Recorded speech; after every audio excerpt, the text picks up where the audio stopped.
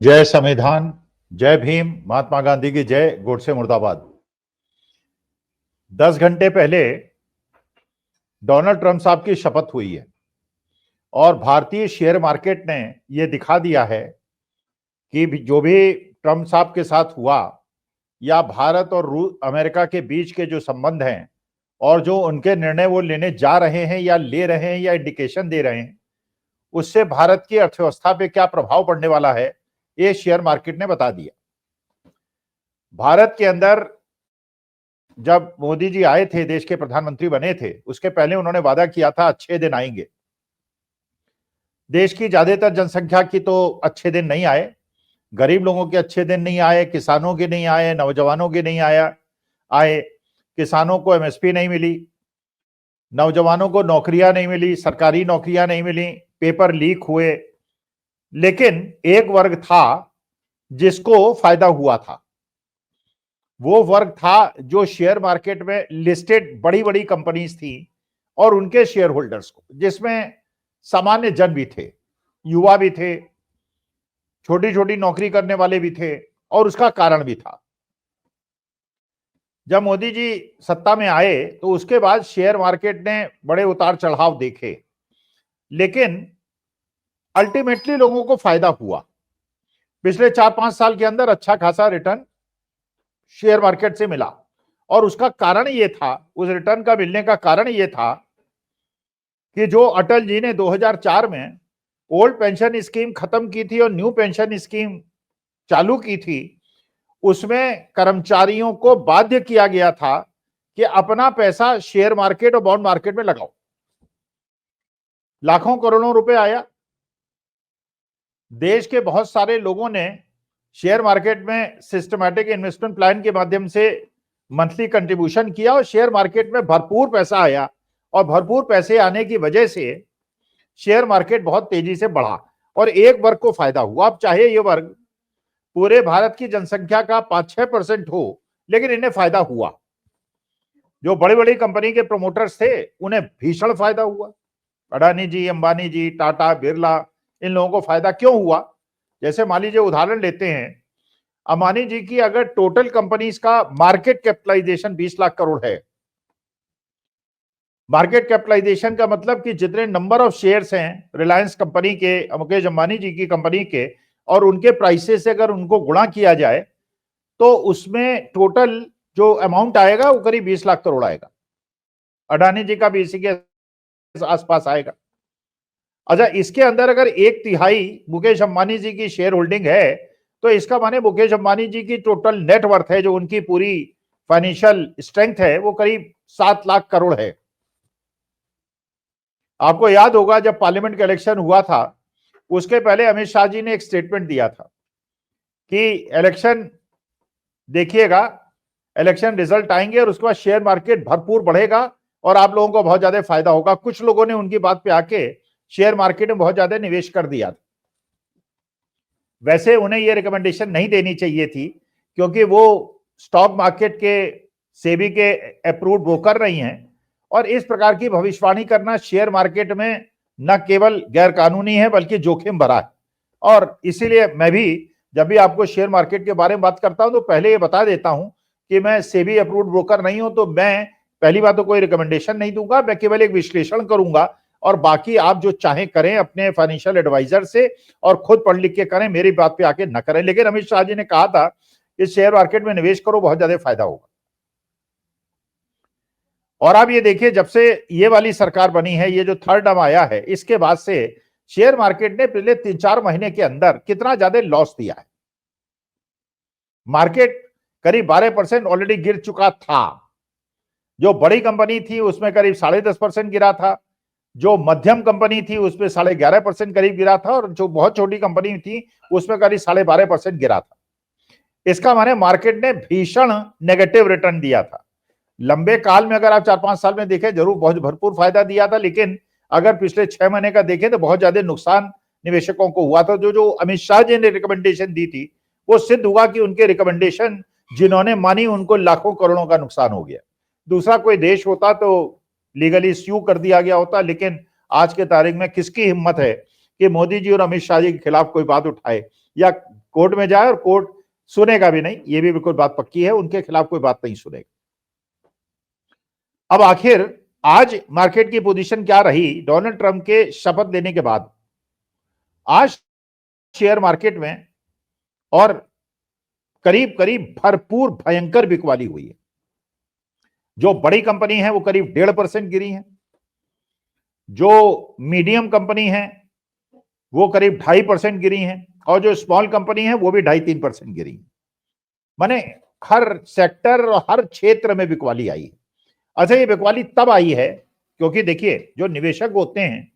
जो अंतरराष्ट्रीय निवेशक होते हैं, वो ये देखते हैं कि ये जो नई घटना घटी है इसका अलग अलग देशों में क्या प्रभाव पड़ेगा। आज सुबह जब मैं देख रहा था कि यूरोपियन मार्केट के अंदर क्या पोजीशन है और एशियन मार्केट के अंदर क्या पोजीशन है और अमेरिकन मार्केट के अंदर क्या पोजीशन है, अमेरिकन मार्केट पॉजिटिव थे, एशियन मार्केट में ज्यादातर मार्केट पॉजिटिव थे, 1-2 नेगेटिव थे, और यूरोपियन मार्केट भी पॉजिटिव रेंज में थे और कहीं गिरावट नहीं हुई थी। सबसे चाइना में भी बढ़ोतरी हुई थी, लेकिन निक्कई जापान के शेयर मार्केट में भी बढ़ोतरी हुई थी, लेकिन भारत के शेयर मार्केट में इतनी भयंकर गिरावट आई। पहली बात तो ये, आप ध्यान दीजिएगा, सोमवार को जब डोनाल्ड ट्रंप साहब ने शपथ नहीं ली थी और अभिभाषण नहीं किया था और अपनी पॉलिसीज को डिक्लेयर नहीं किया था, उस समय विदेशी निवेशकों ने करीब 4,500 करोड़ के शेयर बेचे थे और भारतीय वित्तीय संस्थानों ने करीब 4,500 करोड़ के शेयर खरीदे। 4,500 करोड़ बेचा उन्होंने और 4,500, इसी प्रकार से भयंकर रूप से विदेशी निवेशक जो पिछले 2-3 महीने में कर रहे हैं और करीब 1.5 लाख करोड़ के माल को बेच चुके हैं, और भारतीय वित्तीय संस्थाएं जो हम लोगों का पैसा न्यू पेंशन स्कीम का है या जो हमने सिस्टमैटिक इन्वेस्टमेंट प्लान में लगाया है उससे खरीद के शेयर को गिरने से बचा रहे हैं। तो अगर विदेशी निवेशक बेचते रहे और भारत के निवेशक इसको खरीदने में असमर्थ रहे तो शेयर मार्केट का क्या होगा, आप अंदाजा लगा सकते हैं। तो जो बात मैं कह रहा था वो ये कि अगर सारे देश के शेयर मार्केट नहीं गिरे और भारत का शेयर मार्केट इतनी बुरी तरह से गिरा, इसका मतलब यह है कि जो एनालिस्ट हैं उन्होंने समझ लिया है कि डोनाल्ड ट्रंप के आने से सबसे ज्यादा अगर नुकसान किसी के देश को होगा तो भारतवर्ष को होगा, और वो हमारे देश की विशालता या महानता की वजह से नहीं होगा, हमारे देश के जो विश्व गुरु हैं उनकी कुछ गलतियों की वजह से होगा। और शायद इसी वजह से डोनाल्ड ट्रंप साहब ने शी जिनपिंग को बुलाया, पुतिन को बुलाया, पुतिन से बात की, शी जिनपिंग से बात की और हमारे देश के प्रधानमंत्री से बात नहीं की। इसका माने वो इंडिकेट करना चाहते हैं कि हालांकि भारत की जो स्ट्रेटेजिक पोजीशनिंग है वो चीन के खिलाफ अमेरिका के हित में है, लेकिन वो अमेरिका इस बार भारत के लिए उतना फ्रेंडली नहीं होगा जितना बाइडेन साहब थे या पिछले बार डोनाल्ड ट्रंप साहब थे। अब उसमें व्यक्तिगत गलतियां लोगों की है, लेकिन भारत, क्योंकि अगर H1B वीजा के बारे में भी निर्णय होता है, अगर टैरिफ लगाने की बात भी होती है तो, और ग्लोबल टाइम्स ने जो चाइना के अखबार ने छापा है जिसपे मैं बहुत ज्यादा विश्वास नहीं करता, लेकिन उसने कहा है कि भारत और अमेरिका के जो रिलेशंस हैं वो डिटोरिएट करेंगे, क्योंकि अमेरिका ने इंडिकेशन कर दिया है कि वो चीन की तरफ इस बार उसका झुकाव ज्यादा होगा, इंडिया की तरफ नहीं होगा। तो अगर ऐसी स्थिति हुई तो चारों तरफ तो अपने हम शत्रु शक्तियों से घिरे हुए हैं और चीन के प्रभुत्व वाली शक्तियों से घिरे हुए हैं, और अमेरिका भी अगर वेस्टर्न लॉबी के साथ हमारे खिलाफ हो जाता है तो हमारी स्थिति क्या होगी।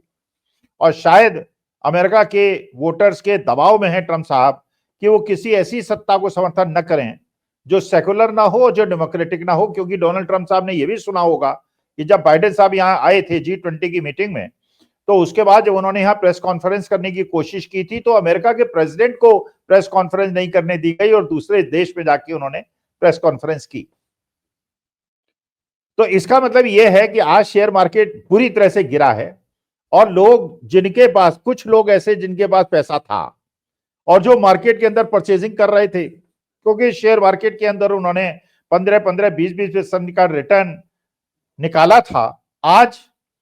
बहुत सारे ऐसे निवेशक जो 6 महीने पहले मार्केट के अंदर आए हैं उनका दिल टूट गया होगा। अगर ये ऐसे लोग होंगे कि इनके पास पैसा होगा, घर के खर्चों में कोई समस्या नहीं आएगी, ये सस्टेन कर पाएंगे तो कर पाएंगे, लेकिन अगर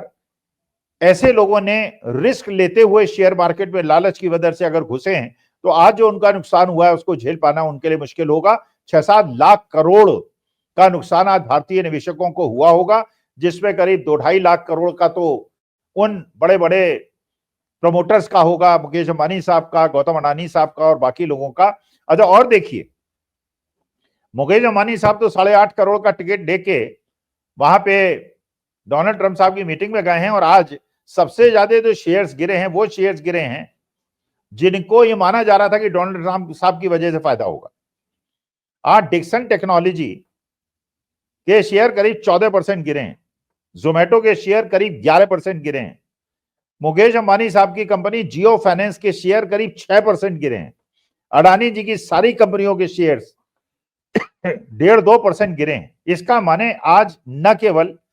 हम जैसे निवेशकों और बच्चे, हमारे देश के युवा जिन्होंने शेयर मार्केट में इन्वेस्ट किया है, उनका भरपूर नुकसान हुआ है, बल्कि ये बड़े बड़े पूंजीपतियों का भी भीषण नुकसान हुआ है। और हम लोगों ने जो पैसा म्यूचुअल फंड में लगा रखा है या न्यू पेंशन स्कीम में जो सरकारी लोगों ने पैसा लगा रखा है, ये सोच के कि रिटायरमेंट के समय पेंशन लायक शायद उनको पैसा मिल जाएगा, अगर शेयर मार्केट का अगले 15-20 दिन तक यही स्थिति रही, ये पता चल जाएगा अगर 2-3 दिन मार्केट में क्या होता है। लेकिन मार्केट अपने उच्चतम स्तर से 14% जो गिर गया है, अगर इसके बावजूद ये ऊपर की तरफ बढ़ना शुरू नहीं करता और तेजी से नीचे गिरता है, तो देश की आर्थिक स्थिति बहुत ज्यादा खराब हो जाएगी। और विदेशी निवेशक अगर अपना माल बेच के पैसा निकालते रहे तो डॉलर और ज्यादा मजबूत होगा, देश का रुपया और ज्यादा कमजोर होगा और हम और ज्यादा आर्थिक संकटों में गिरेंगे। तो मेरा आज के तारीख में शेयर मार्केट को देख के लगता है डोनाल्ड ट्रंप साहब का जो सत्ता में आना और शेयर मार्केट का बाकी देशों का रिएक्ट करना और भारत का रिएक्ट करना,